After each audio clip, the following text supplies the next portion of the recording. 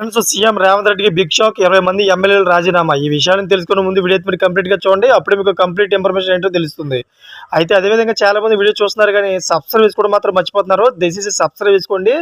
Subscribe చేసుకోవడం వల్ల నేను చేసే ప్రతి ఒక్క అప్డేట్ మీరు ముందుగానే పొందగలుగుతారు. అదే విధంగా చాలా మంది లైక్ చేయడం మర్చిపోతున్నారు.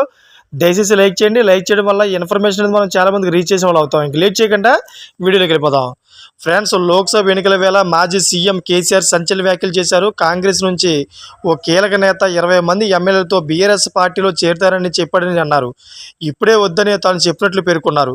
అయితే పార్టీ మారిన వారు మళ్ళీ టచ్లోకి వచ్చారని పేల్చారు. అయితే రేవంత్ వ్యవహార శైలి నచ్చక మళ్ళీ తనతో టచ్లోకి వచ్చారని పేర్కొన్నారు.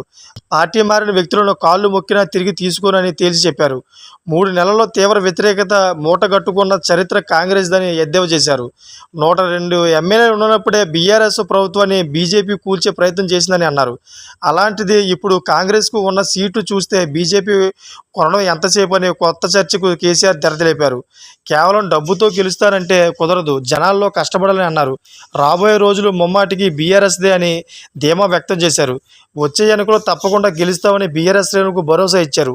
ఉద్యమకాలం నాటి కేసీఆర్ను చూస్తారని అన్నారు. ఢిల్లీ లిక్కర్ స్కామ్ కేసుపై తొలిసారి కేసీఆర్ స్పందిస్తూ ఆ కేసు అంతా ఉత్తిదే అని కొట్టిపారేశారు. ఫ్రెండ్స్ చూసారు కదా, ఇటువంటి లేటెస్ట్ అప్డేట్స్ కోసం నా ఛానల్ సబ్స్క్రైబ్ చేసుకోండి. అదేవిధంగా గంట బెల్ ఆన్లో పెట్టుకోండి. ఇప్పటి వరకు చూసిన ప్రతి ఒక్కరు కూడా థ్యాంక్ ఫర్ వాచింగ్ ఫ్రెండ్స్.